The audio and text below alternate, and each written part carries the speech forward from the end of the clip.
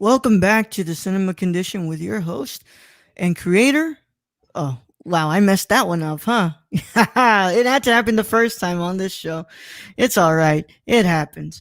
Welcome back to the Cinema Condition with your host, filmmaker, and creator of the Nerdcore Podcast Network, Raul Alejandro Mendoza.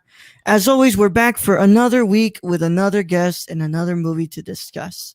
And today we are discussing Alma Har'el's Honey Boy from 2019 with my wonderful friend Rachel Sweetland.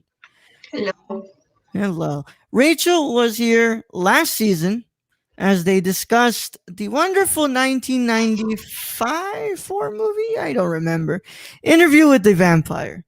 You may know this episode because it was the shortest one we've done, but it's okay. They're still a great friend to me, and they're someone who I want to work with in production. So don't worry. I'm not going to hold it against them at all. But today we're here to discuss a movie that we will definitely go at least an hour with. And Rachel, how are you doing? I'm good. How are you? I'm all right. I'm all right. You know, the isolation is kind of crazy, but, you know, video games, movies, and pretty much anything else I can find myself doing out here is what is keeping me a little sane right now. But how's it been going? I haven't talked to you. Well, you know, I talked to you in the DMs because you DM'd me about, you know, working on the project before I leave. But obviously that, what's it called, is not going to be done in Houston. We're finishing down here. We played Among Us before. That was fun. Jesus Christ. Oh my God. I love Charlie, but Jesus Christ, man. Don't yell like that into the microphone. It gets so loud. Yeah. Charlie reminds me of my tia, my aunt, who when I talk to them on the phone, I need to be like this because I put it right next to my ear, and you're just hearing on my other ear.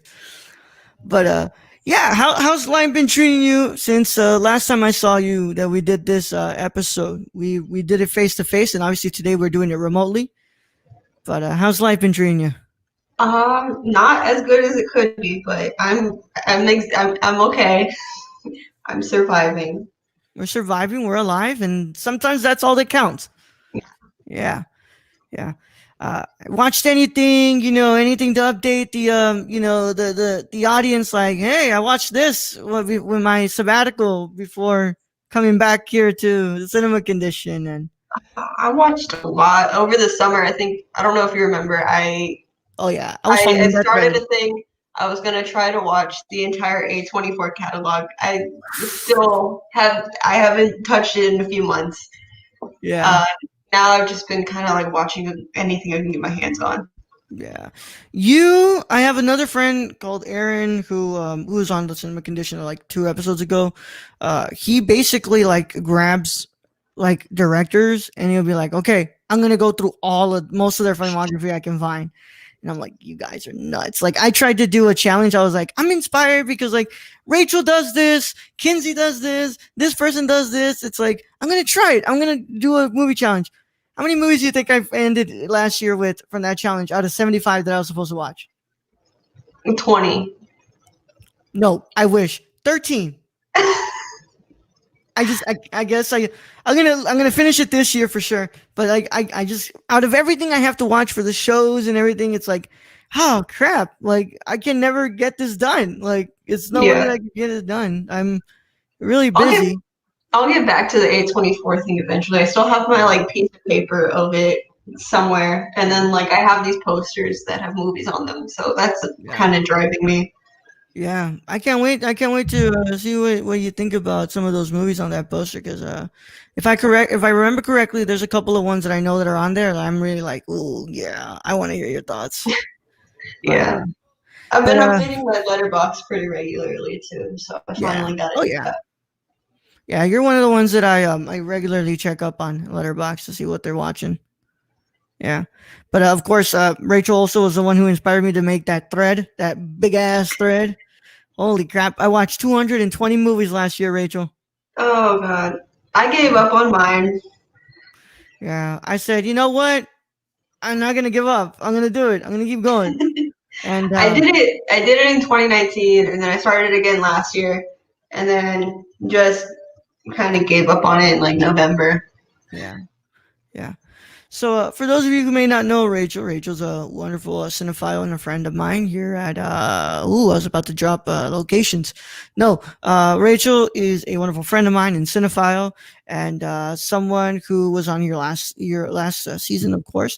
And we had a wonderful discussion, even though the movie was not anything to write home about. We had a wonderful discussion, and once again, that is the premise of the cinema condition. If anybody knows. A lot of the movies you'll see us talking about, I might love them, and some of them I might not like them at all, but they have something to talk about. So today we are going to be discussing Alma Har'el's Honey Boy, and yeah, I'm first of all I'm glad that you were able to make it for season 2 because I enjoy talking to you. I enjoy talking about movies with you. My limited amount of conversations I've had with you, it's always been fun to talk about movies. So that's that. Plus, it's a good chance to redeem ourselves for our episode of last season. Yeah. Rachel was so confident, I'm coming I in like walked this. in, I was like, we're gonna do this, and then like 5 minutes in, I was like, there's not a whole lot to go off of. Yeah, Rachel was like, I don't know if you know my brand, but yeah, I watch a lot of shitty movies, and I'm like, cool, but is that gonna work today? Because I don't know if it's gonna work. But you know what? It made for an interesting episode, and you know what? I'm not one to say like, "Hey, I'm not gonna release something." I put it out there, and it was enjoyable. I'm just glad I got to spend that day with you and got to talk about movies with you. So I don't care. At the end of the day, that's what makes it fun. So yeah. Without further ado, though, I do want to say what's it called. This is our 4th episode, and I thank you all so much for the support on the cinema condition. Of course, we're making it almost to 5 episodes of season 2. Then after that, we start getting everything going hard with making sure that we get everything good coming in here and scheduling more episodes. But for now, our first 5 episodes will be available soon for the public. But of course, if you are a patron, you get this episode early. I'm talking way early right now. I'm pretty sure patrons have had access to episode 1 for at least a month already. So our first episode was with Alex Almeida as we discussed Portrait of a Lady on Fire. Our second episode was with Aaron Brooks as we discussed One Car Wise, Fallen Angels. Our third, which was last week's episode, was with Sabrina Ramirez as we discussed Short Term 12. And then today we're discussing this film. So go over to patreon.com/nerdcore. You get this episode a lot early, and also you get the video version of this episode. So if you want to see our beautiful faces right here, that I spent a lot of time, if you're watching us, I spent a lot of time on this hair. So you should come and pay at least $1 to get this wonderful hair in frame. And also just look at Rachel's hair too. Rachel's hair looks amazing, and they have so many posters in back of them. So, come on, throw us a couple dollars and come and watch us. It would be cool if you could see this wall, but we got something. Yeah, just I'll have you send me a picture when we're done here. Let me see what's on the front. But yeah. With that being said, though, we are going to get into this. But before I can actually talk about the film, we've never discussed the filmmaker. We've never had anybody choose a film by Alma Har'el. So I need to discuss with you all the filmmaker known as Alma Har'el. So I'm going to go ahead and talk about her right now. Let me just pull up my notes right here. All right. Alma Har'el. There's no specific birthday, my friends. All I know is there a birth year. So Alma Har'el was born in Tel Aviv, Israel in 1976. She began her career as a photographer and a VJ. I need to go ahead and explain that real good. I said VJ as visual DJ, not what you're thinking. Okay. I'm going to get that wrong many times in here, but I need to put the disclaimer first. I am not saying a short term for what you think you're saying. I'm saying. So get your mind out of the gutters, guys. I am saying visual DJ. And she was VJing she was a VJ for live music concerts. VJing is basically the visualization of music in real time with various characteristics like multimedia aspects. So having a background during the DJ set and having like actors on there and stuff. So it's this really interesting form of visual DJing that I didn't really know about much until I actually started reading about Alma and her career in that. Alma Har'el started, what's it called? She stated in her digital diary of Alma Har'el, which was her 2005 album, never studied film. So that VJing was my film school. I wanted to feel as though I was playing videos like a musical instrument, editing them live with people reacting. This still has a big impact on me to this day. She started directing music videos, and her most notable work is with the band Beirut. And her work with Beirut earned her MTV Music Award nominations for Best Director. And she directs her documentary feature film Bombay Beach in 2011. That is probably one of her most well-known works outside of Honey Boy. In 2016, she directed her next documentary that earns her film festival nominations. And then she also directed commercials and a short film in 2017. She also founded the Free the Bid initiative, which was an initiative that aims at fighting against the gender bias in the advertising industry. And then in 2019, she directs her directorial feature debut, Honey Boy. So yes, Alma is one of the many filmmakers out there that did not start in film school. They didn't go to film school. They did something that led them into the career of becoming a filmmaker. And it's really interesting when I kind of researched what VJing was all about. Once again, visual DJing. So it was really interesting to see that and how it kind of blends into what Alma's visual style is now when you look at this film. So yeah, before we get into and discuss, before we actually like introduce the film and we discuss it, Rachel, why did you pick Honey Boy back in last year when we did Cinema a year ago? My feelings on it a year ago were different, but I still do have feelings for it. Really, I just wanted to pick it because I really do love it. Even now, despite recent events, like it's very, as somebody with a lot of childhood trauma that I'm trying to figure out and try to recover from, it's comforting seeing that there is a way out from that. And so that movie kind of brings me that peace of mind. Yeah. This was my number 4 of the year, or number 3, I can't remember, of 2019. This movie, when I first watched it, I watched it for free actually, at a movie theater that year. The first time I watched this film, it deeply impacted me on a level that I didn't expect to. All I knew going in, I was like, "Oh, this is Shia's story, so I'm gonna go into this, and I'm gonna be interested to see what's gonna go down." I watched that film, and of course, like many at that time, I was like, "There's no way that Shia doesn't have a nomination for this film. This is a you can't even label this a performance." I really do believe that this is more of a therapeutic experience for those working on set.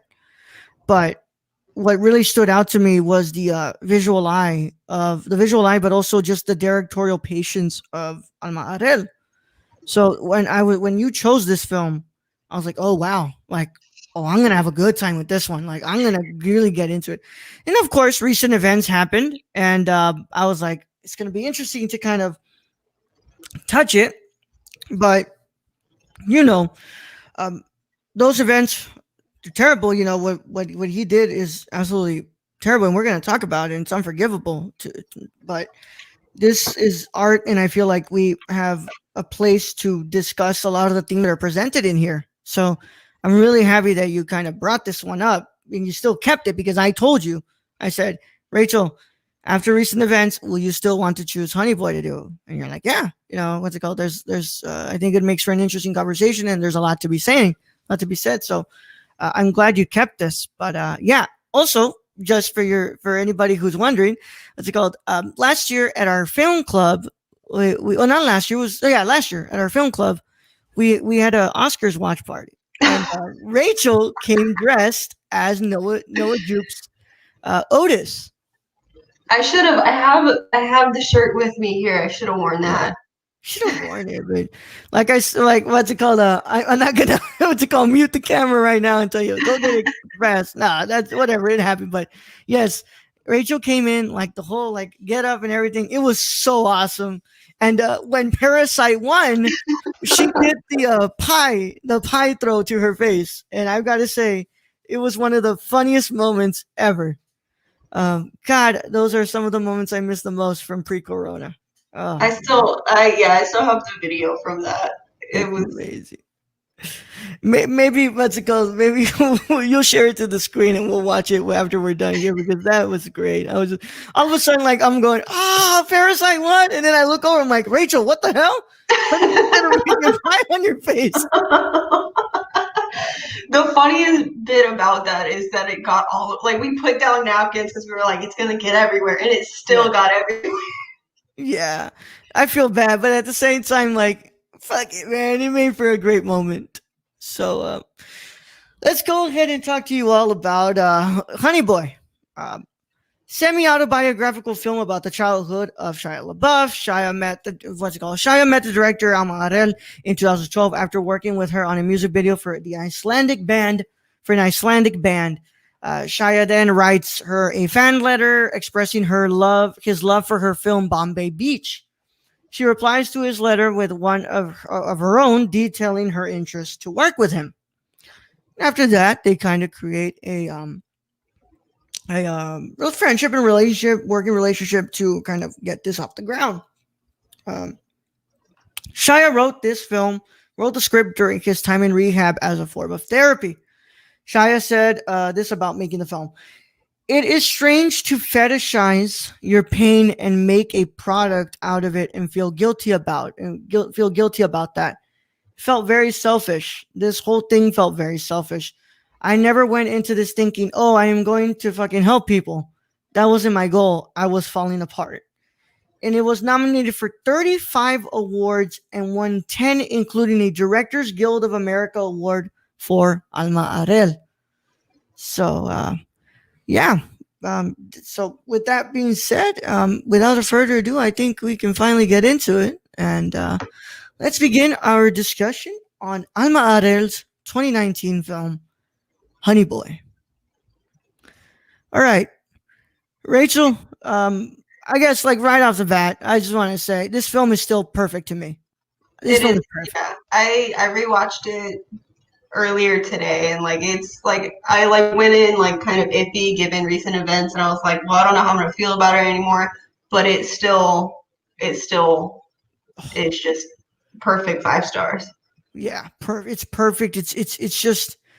And like I said, this show isn't really a review show, but there's movies that I just need to kind of say like, yo, this, like, I still can't believe that this is still as good as it was last year.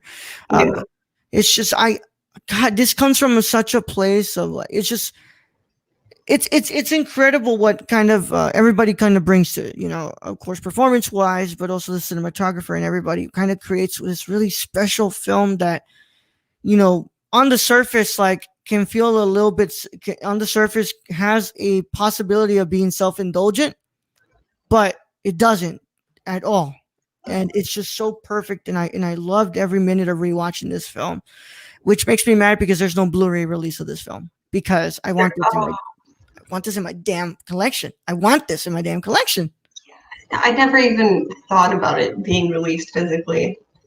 Yeah. Like, I want it so bad. Like I want to have it's annoying because they have released other films. Like but I guess it could be based on like nominations. Because I remember Manchester by the Sea. Yeah,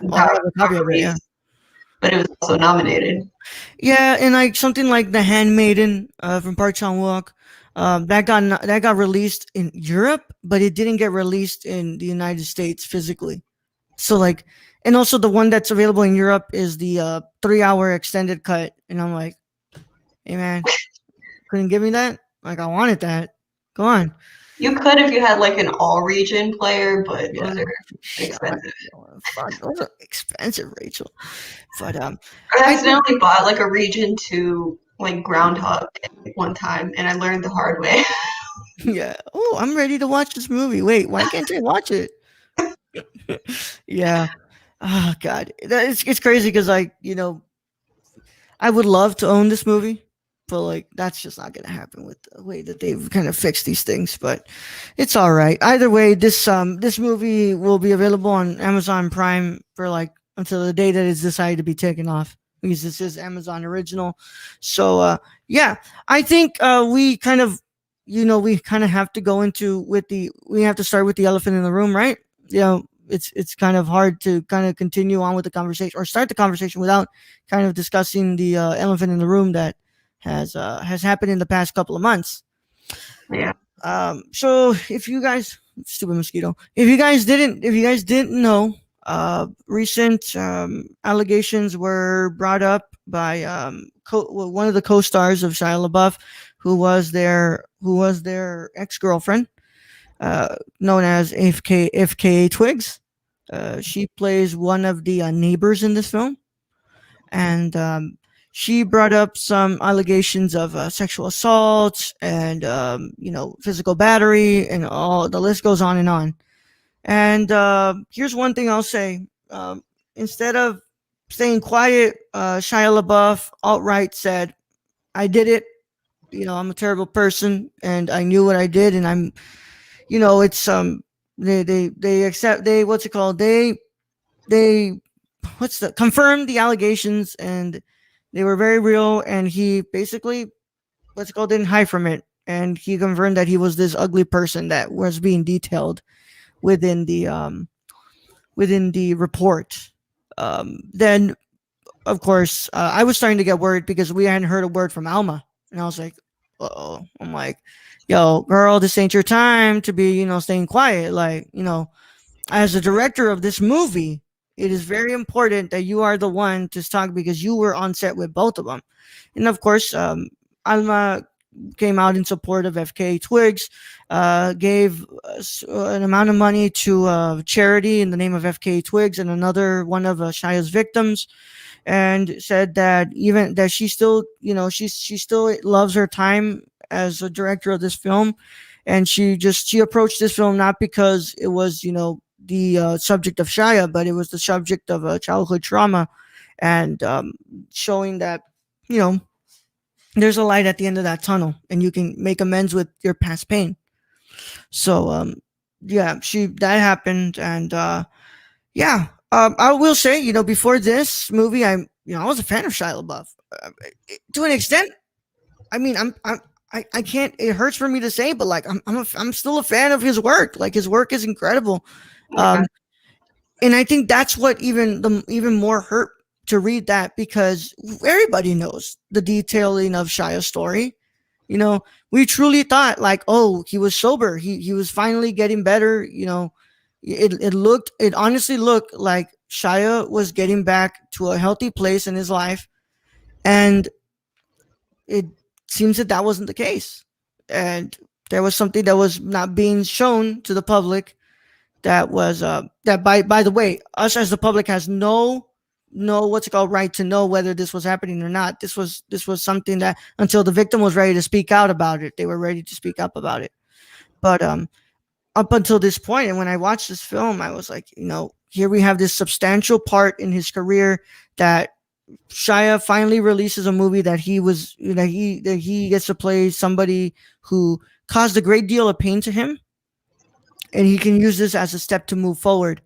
And it was really sad to know that the man still has a lot of work to do on himself, and it's sad that it had to happen with the at the front of her harming another person, especially someone who was a partner to him. So yeah, but it was really heartbreaking to hear, because it's like he made, you watched the film like a year ago and you're like, he made it out, he did it, he recovered, because he wrote the film in rehab. Like, they even show that in the film. So it's just like, oh, he really, he recovered from his trauma and his abuse at the hands of his father. And then a year later, you're like, it kind of shows like how hard your past can like really, really take a toll on you, and how like sometimes you can't escape everything, but also how powerful addiction can be to escape as well. It doesn't excuse his actions, but it just sheds light on how hard, like, how impossible things can be to recover from. Yeah. He really shows how it's a very non-linear road. It's not. It's not gonna be a straight line to recovery. It truly never is. As somebody who, time and time again, has discussed that they are bipolar myself. It's difficult. It's a long road where sometimes it feels like there's progress being made, and then that progress is deterred, and you're back at square one.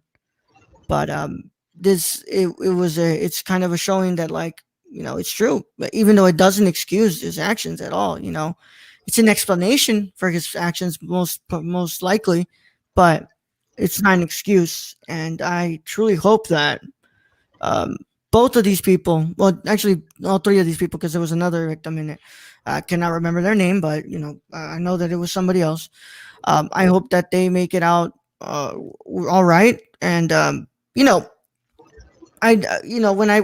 was reading it, I was like, yeah, like, this is so fucking tough to read. Like, especially some of the stuff that was brought up, especially one of the old famous, like, oh, I'm doing this because I'm trying to get in the mind of my character. And it's like, I think that's such a stupid excuse. Like, yeah, isolating yourself to get into your character. Sure. I'll take method there.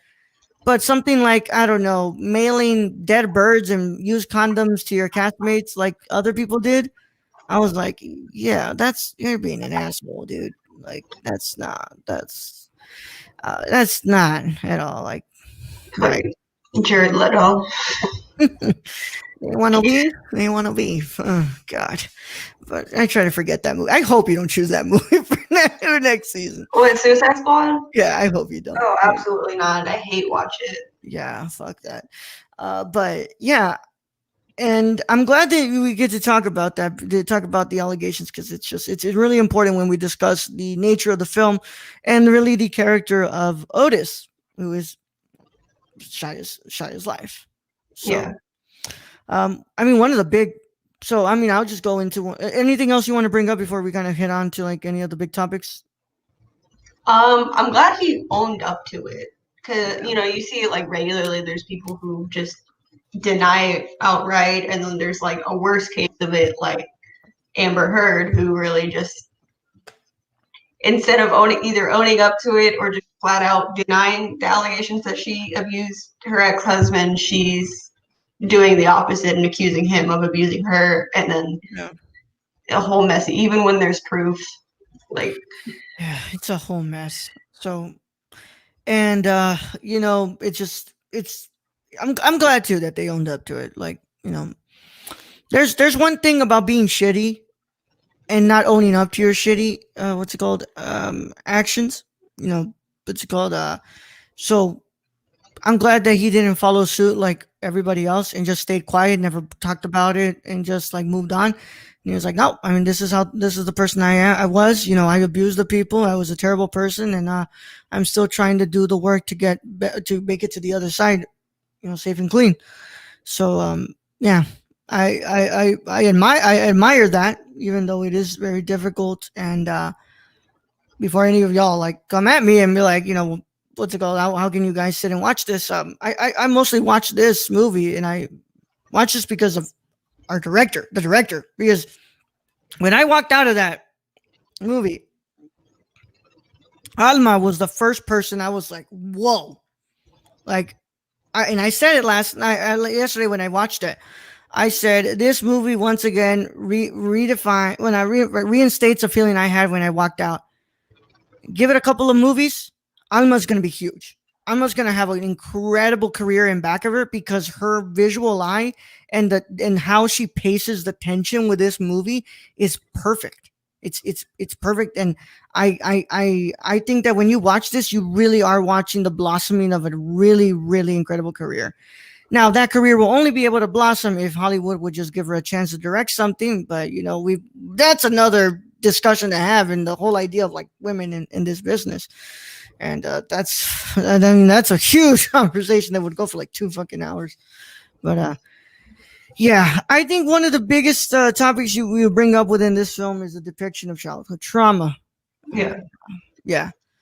By the way, before I go into it, my friends, we will be discussing at hand a lot of physical, mental, and emotional abuse. I will also bring up the fact that one of the characters in this film is a sexual predator, a sex offender. So what's it called? Please do what's it called? Approach what's left of this episode with caution. So this is your content warning. I don't provide spoiler warnings because you're listening to the show because it's pretty much you're listening to the show as if you watched the film. But I am going to give you all a content warning in case you don't really want to hear us talking about stuff like this, and it's a little bit too psychologically exhausting for you, and you cannot take it. Which I will not hold above your head, and I will not get mad at it.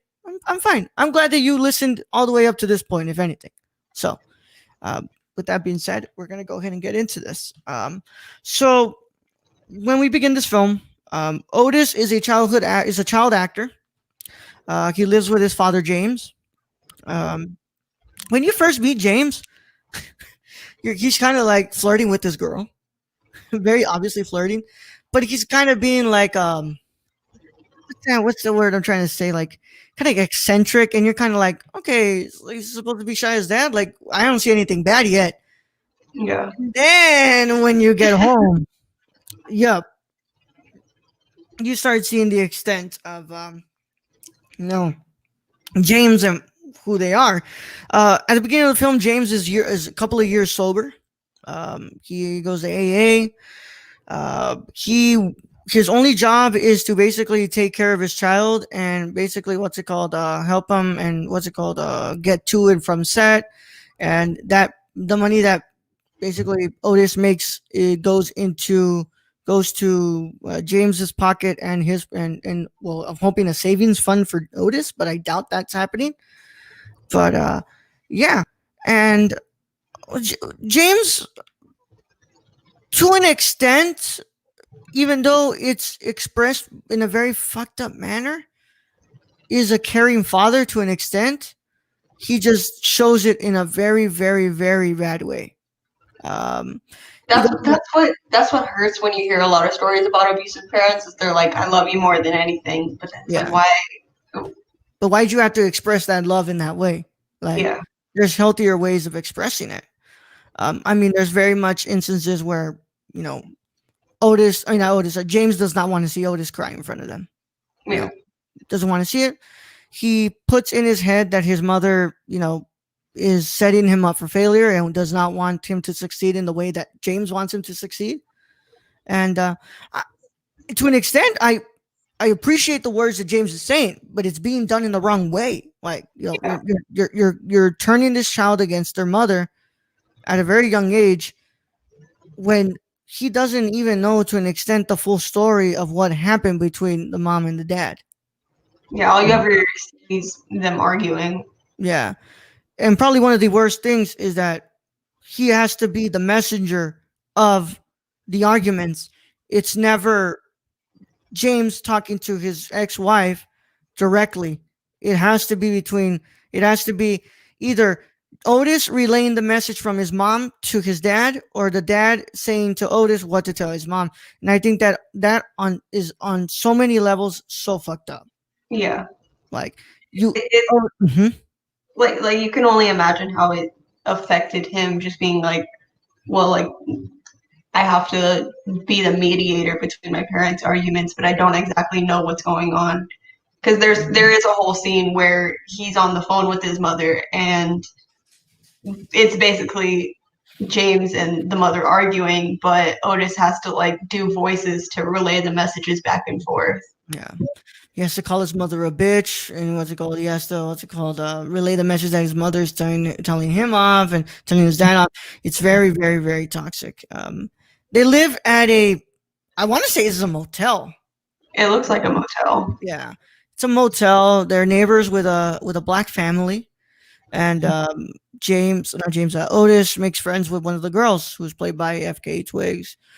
And first of all, the area is not great. I mean, it's a area with a lot of drugs in the area. There's a lot going on, but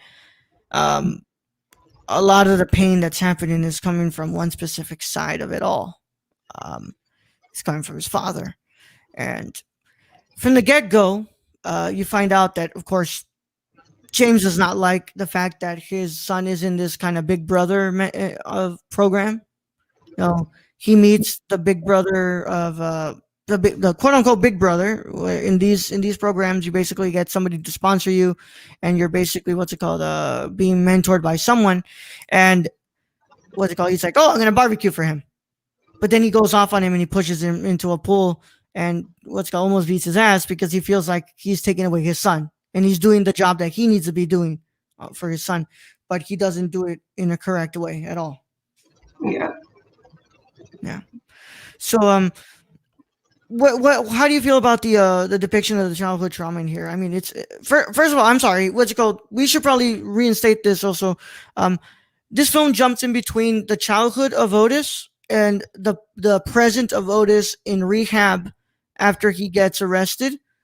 Where he's played by Lucas Hedges, who does an incredible job. But Lucas Hedges is an incredible actor to begin with. I mean, he's amazing. But you kind of jump between these two as, you know, Otis in the present time is trying to understand what is causing him so much pain and what he needs to kind of let go of. But what did you think about the depiction of the trauma in here? I think it's really good because it as somebody with a lot of childhood trauma, it kind of hits home of like what it's actually like as an adult looking back, because sometimes you just like, for in my case, I don't have very good memory of my childhood. I've just forgotten most of it, I guess, as a coping mechanism. And so it depicts that kind of frustration of when you do remember something and it hurts too much and you don't know how to get rid of that feeling and like how it's affected you. And so it touches on that a lot, especially when, you know, in scenes where adult Otis is like, you know, this isn't working. How am I supposed to feel better if I know it doesn't make me feel better? But there's only certain things you can do to like try and help it. And, you know, you gotta sometimes touch every base to find what works. Wow. This is happening live as I'm sorry, I'm listening to you, Rachel, but Yeah. just want to say that Alma Har'el just followed me on Twitter. Really? Yeah. I can go ahead and Alma, if you're listening to this, thank you so much for listening to We this love episode. you. We love you, right? But Hold on, I'm looking, I'm pulling. Oh, there she is. yeah, I'm so Holy nervous, man. shit. But yeah, I'm looking through my notes and I'm also looking in here. What's it called? I'm thankful for that, but holy crap! But it's true, you know. Um, my child, I prefer to not remember a lot of my, you know, what's it called? My childhood is my childhood. You know, what's it called? Most of my mental illness is hereditary because it comes from a long line of a lot of mental issues in my family. But you know, still there's things that kind of allow for this trauma to kind of brew, and it's about the environment where the trauma can build upon. And I think that one of the things that it's just it does not, what's it called, what's the word I'm trying to say, this movie does not hold back. It really does Yeah. kind of show it all, you know, It like shows like the raw emotion and yeah, what the pain is actually like. yeah. And the one thing I do like, I noticed this upon, like, I've seen this film probably like 10 times, but rewatching it today, I noticed, because early on in the film, James talks about how he used to be a circus clown and he had like the world's first daredevil chicken. And so when Otis is in rehab, they're taking care of some chickens, and it like, I noticed that's like kind of a motif for like a reminder to him that he, you know, even though that trauma and that abuse is still going to be a part of him forever, it's like it's a reminder of where you came from, but like noticing where you are now. It's like he's in rehab now, looking at these chickens, and he's, you know, he's making progress despite all of that. Yeah. You know, it's a reminder that we are not our trauma. You know, Yeah, our trauma lives in us. It's very difficult for us to get away from that. Our past follows us every day. We own up to our past and we know what happened, but it's also about understanding how to cope with that trauma and coming to terms with that trauma and really knowing that this is where I came from. It's affected me to the level that it's influenced a lot of the things that I've done. It's influenced my addiction. It's influenced this, but I have the chance to move on from that and not allow that to define me anymore. And I can separate myself from that trauma without what's it called, I mean, to an Without extent, letting it like consume you. letting it consume you.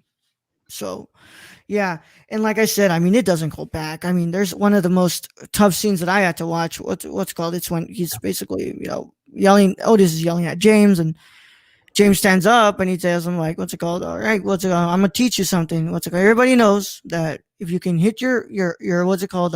Your boss once, you can hit him twice, and he hits him real fucking hard.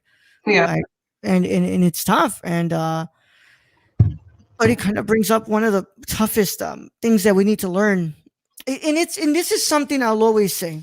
It's really hard.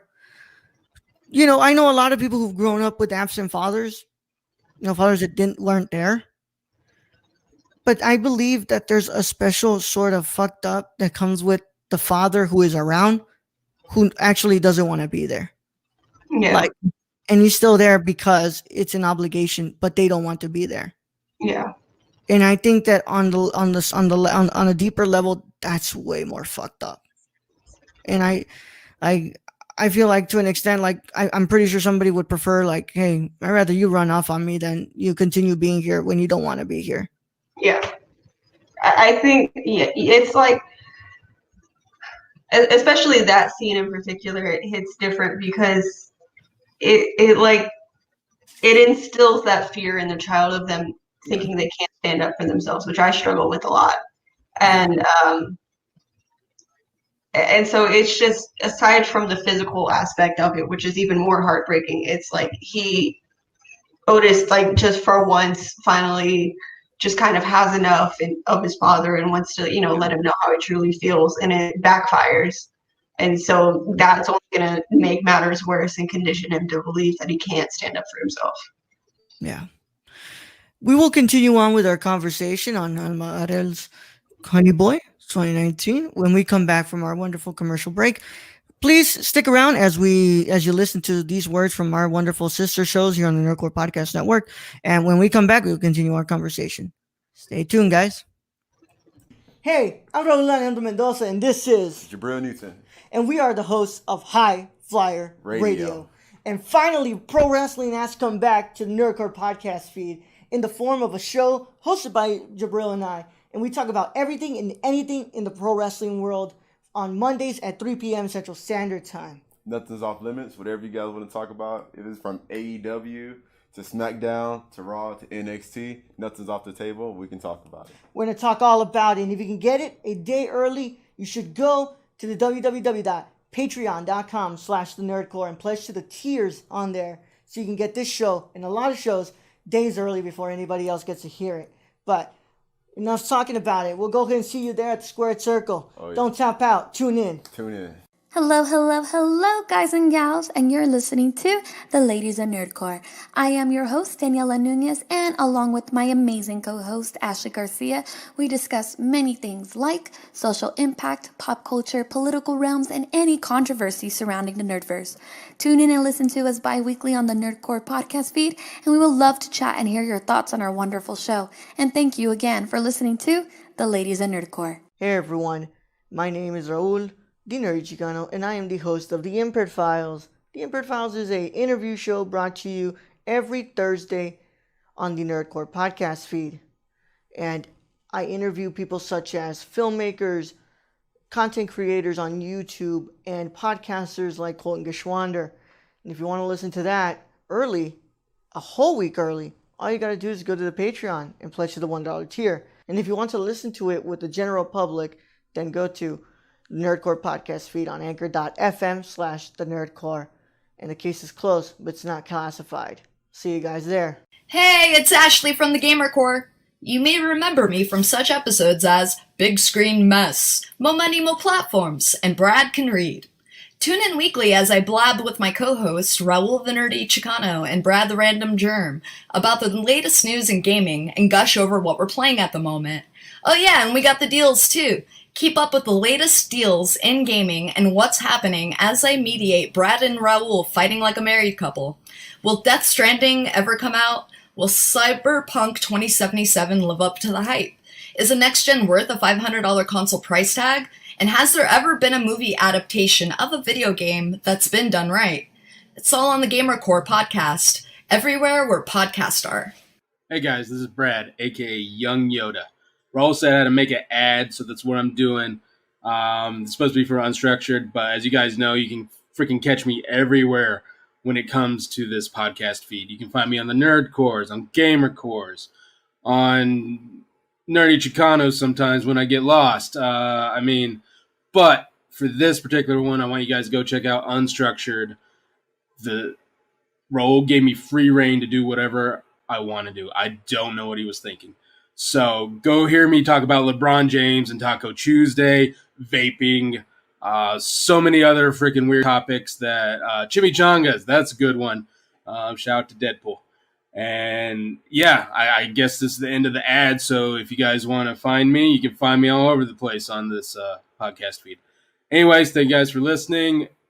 I love you all. And nerd up. Hey everyone, I'm Raul. And I'm Brad. And we're the hosts of the Nerdcore podcast. The podcast that talks that nerd. Not on this ad, right? And we come to you every Monday, Tuesday, and Saturday. On the Mondays, we talk the news. That's the box office, the news of the week, and your trailer talk if there is any. And on Tuesday, we have our theme review. And on Saturday, you have a Saturday morning review, usually movies that have come out in the week or anything we want to talk about. Right, Brett? Exactly. Whatever we want to talk about, this is our show. If you don't like it, then you don't have to listen. We're the flagship show, the Nerdcore podcast feed, and we can be found everywhere you can listen to podcasts like Stitcher, Apple Podcasts. So if you want to talk that nerd stuff with us every Monday, Tuesday, and Saturday, make sure you tune in. And Brad? Young Yoda out. Welcome back to the Cinema Condition. Thank you all for sticking with us through that wonderful commercial break. Rachel is a fan of the commercials, apparently. Why everybody laughs doing the not on this ad? I don't know why. The first one had the energy, and I love that. Yeah. I did that one live with not live, but I did that in person with my co-hosts, and we were like, yeah, we don't actually fit in frame, but like we got it done. Either way, nobody's gonna see the video except for the patrons, right? So unless unless Alma Har'el wants to watch the video version, I will gladly send you the unlisted YouTube link. Either way, it was something for sure. Everybody likes those commercials for some reason. I listen to them like so many times in the week. I'm just like, I need to make something new because this is not doing it anymore. All right. If you want to go listen to the rest of those shows, you can go check them out on anchor.fm/thenerdcore. As always, please leave a rating review on your Apple Podcast app, please, because it helps us get a little bit more eyes on the feed. And also, it helps when we can send our stuff over to like Rotten Tomatoes. Rotten Tomatoes, I believe their cap is 125 reviews on the app podcast app, and we can send our stuff over for critics consideration. So unless I join a critics association, that's the only other way I can become a critic. So guys, please help a boy out. I would love to get movies earlier so I can watch them for reviews, but I'm not at that point in my career apparently. But go over to anchor.fm/nerdcore and go over to anchor.fm/cinema-condition and make sure you rate that feed as well. So we're going to go ahead and return to our conversation on Alma Har'el's Honey Boy. All right, so we've discussed really the mental health and really the childhood trauma, but I think one of the other what's it called one of the other important aspects that you can kind of bring to it is also kind of making amends with that trauma. Like one of my favorite quotes, one of my favorite lines on this film is like what's it called? You basically saying that you have to destroy yourself before Yeah. you can I put that in my letterbox review today. It's like a seed has to completely destroy itself in order to become a flower. That's a violent act, honey boy. Yeah. It's and I think in a way that's it's true. I mean, of course, we don't have to really put ourselves through the ringer, right? I don't have to go through a bender to find out that I need to fix myself. But all of our experiences, they lead to the path of us making amends with our trauma, but also getting on the road to finally fix ourselves and through some of us it is through getting on medication, which I've been very open. I've been on medication since 2015, and to me, my medication gave me my life back. Could not leave that damn room at all, and my medication gave me my life back, and I'm able to do a lot of the things you see me doing now because I'm able to do it because of my medication. And for some people it is going to therapy, which I fucking recommend everybody does it, but not a lot of us can afford therapy, and for some of them it's also talking about our things with our friends and whatever you choose that is a healthy and safe coping mechanism, and it's part of our steps to recover from our trauma. It's like you shouldn't try to do it all on your own without any kind of mechanisms to help you get through it, because that's just going to hurt you even more. Yeah. I've been on medication for a little over a month now, and like it hasn't fixed everything yet, obviously, but it's already shown some differences of me feeling like I have my life back a little bit. Yeah. And it's only it's only half the battle, right? There's a lot more. Like that other half comes from what we have to do, but it's still an uphill battle, and to an extent, everything from me staying up to 4 a.m. because I couldn't sleep, or crying and like feeling so isolated in the world because nothing was making sense, and everything, and then having days where I had this excess amount of energy and I didn't know what to do with it, and I would spend so much money, and just all these other experiences that were just going on and just destroying. It led to me blossoming into the work in progress that I am, and in a way that's being expressed in this film.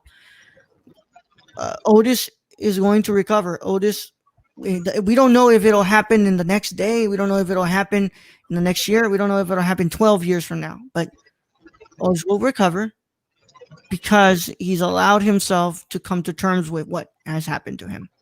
Yeah. And the what trauma's place was in his life, if it makes sense.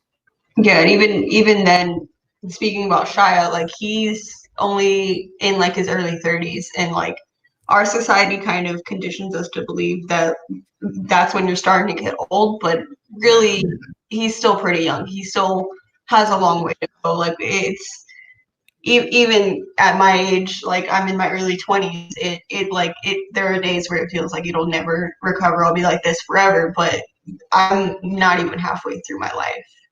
Yeah. Like technically speaking, I'm nowhere near halfway. So yeah, you're nowhere even near halfway. Like it's a hard battle, but it continues, and it will eventually get better. It eventually gets better, but it gets better if we put in the work as well. And and for some it's very difficult to accept that help. But it's when we start reaching. I know that when you told me, when you didn't tell me directly, but you put there like, hey, it's called I got on medication, and I reached out and I said, I'm really proud of you, and I truly am proud of you, because accepting that help is very difficult, and as you can tell, it is very difficult for Otis in this film to accept that help. At first, he shrugs off all that help at rehab. He doesn't understand the hug circle. He kind of makes it seem as something stupid because you can't do it in court. You can't do it in anywhere else, whatever. But the one thing that really does help that people are bringing up to him is writing that screenplay. And in a way, it's saying that, hey, whatever it is that gets you by, keep on with that, because as long as it's healthy and it doesn't harm anybody else, it's a way of coming to terms with your trauma. Yeah, you have to, like, it is frustrating trying to figure out which avenue of coping will help, but there's always something that you just got to find. And once you find it, it can be like your main method to recovery. Yeah. And it's just beautifully detailed in here. And of course, to also, the people we meet along the way have a big what's called play in there too, because Otis, I don't want to keep referring to it as a FK Twigs character. Let me check what was the name of the character.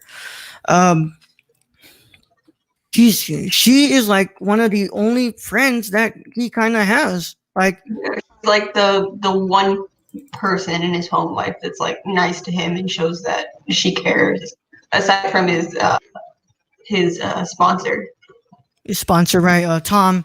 But there's because on set Shy Girl isn't name. Shy Girl, it doesn't actually have a name. Wow. Shy Girl, other than, well, to an extent, and it's interesting, the kind of world of child actors that we see. Like, you have these kids doing these really difficult scenes that connect so much, and they can't show their emotions on set because then it breaks the scene, right? We have to start over again. We have to kind of we have to do another take. And we also kind of see like the extent of how there's kind of a road of trying to overwork child actors, like especially in that scene, even though, like, yes, it was very rude of James to interrupt the take and to not allow the director to finish the scene. But he was like, we're supposed to be done 5 minutes ago. We're not done. Like, he is not going to get overworked. Like, he needs to get his stuff done. Like, it's, in an extent, yes, the way that James is approaching it is wrong, but it's not.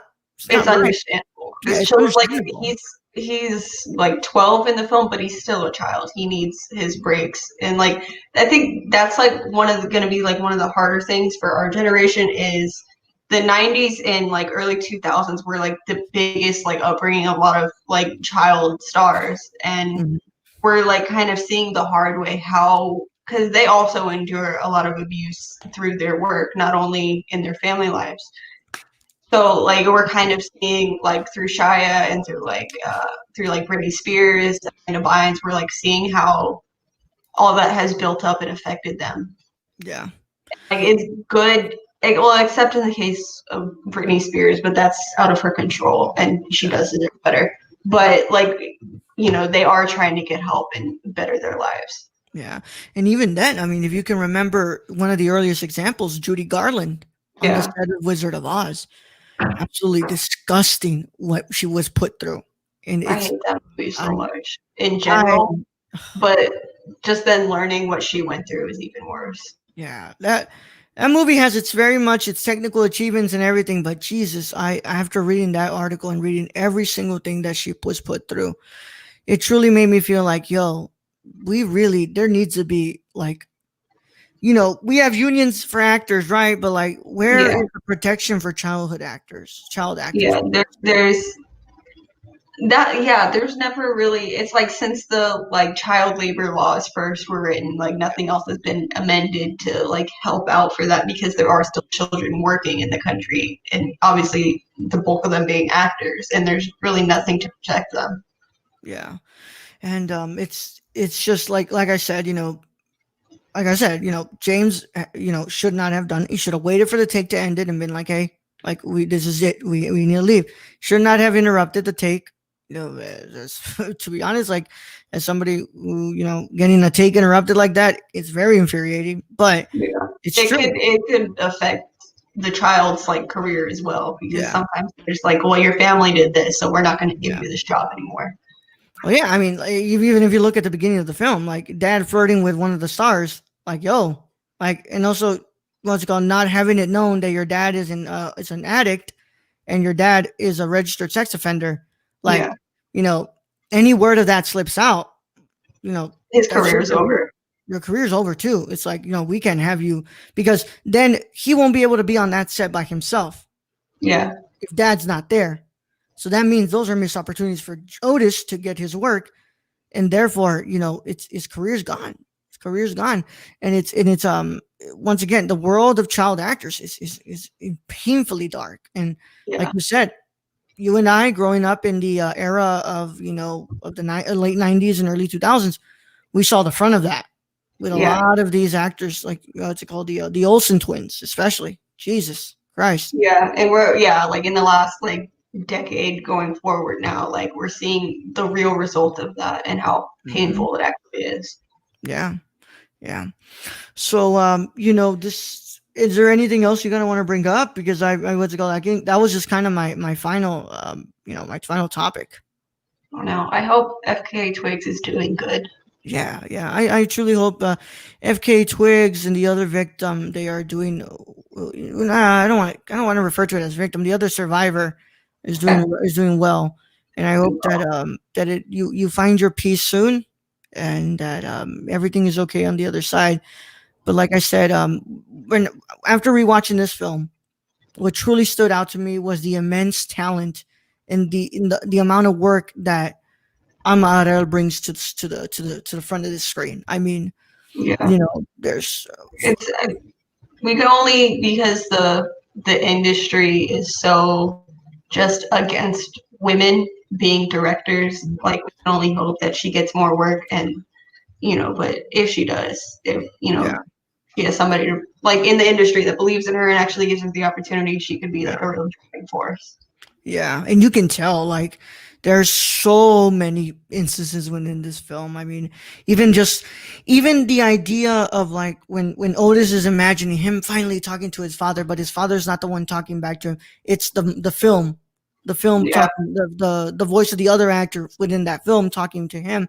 And you just have moments like that, or those little beautiful moments between the shy girl and Otis in the pool by poolside, and kind of contemplating and reflecting within life. There's just this beautiful patience with the frame, and it's allowing everything to kind of settle and everything to do its work that it needs to do. And I think that that's so beautiful. It's just beautifully crafted in the way that kind of It allows you brings to like take everything in. Yeah, And there's just truly like, get the emotion of it. yeah, it's just like I said, there's just so much patience within this film. It's like it's never going too fast, but it's never going too slow. Especially for a film like this, you need it to go at that nice pace to kind of digest everything and really digest the topic of trauma. So, with that being said, that will conclude our conversation on Alma Har'el's Honey Boy.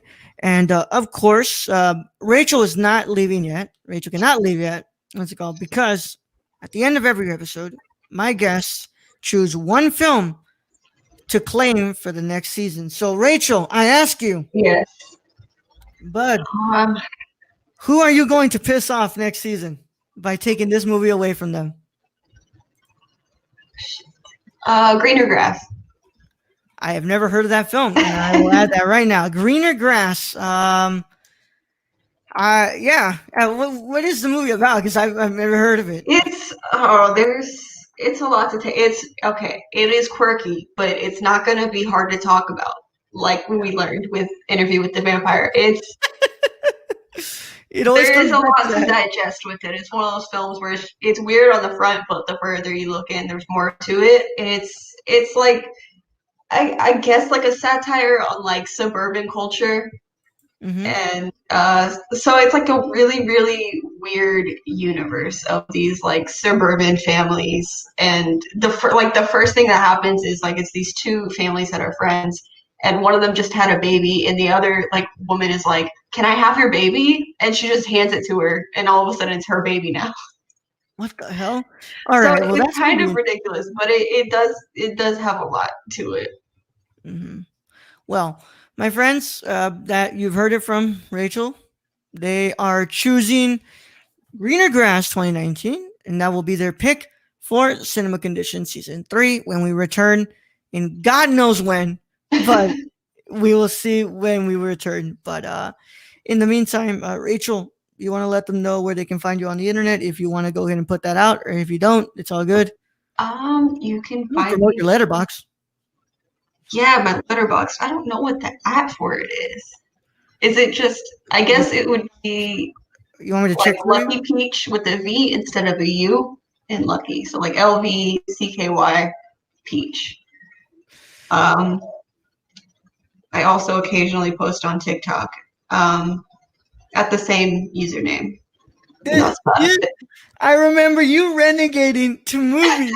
Come on. I Yeah. did it during the Oscars too. Oh no, it's Rachel S Rocks. Oh, okay, yeah. So it's that. It's Rachel SROX. Yeah. That's ROX on Letterboxd. So as always, I'm the Nerdy Chicano on everywhere else you can find me. I mean, it's just what's it called? It stays the same, my friends. I don't really change it up or anything. It's easy that way. So you can find me all over the place. If you want to see my photography, you go to Instagram at the Nerdy Chicano. If you want to see my tweets and photography, you go to Twitter at the Nerdy Chicano. Go lead by example. I'm Har'el. Follow me today on this episode. Go and follow me on Twitter, right? I can't wait to send her to show her the episode, and let's see if she listens to it. Hopefully, okay, I'm gonna give you all my Twitter then, because hopefully she follows me too. Alma, if you're listening to this, my Twitter is Peach Betch, so like bitch with an E. Alma Har'el, if you're listening, everybody else, it's okay. You don't need to follow Rachel, but if Alma Har'el is listening, please follow Rachel at Peach Batch. Yes. Thank you, Queen. Yeah. And with that being said, we conclude another episode of the Cinema Condition. This time we made it to an hour and almost 10 minutes. Great. We did a great job. Nice. We did it. Yeah. I can't wait to talk to my friend Rachel again. And with that being said, we will see you guys next week when we discuss another film.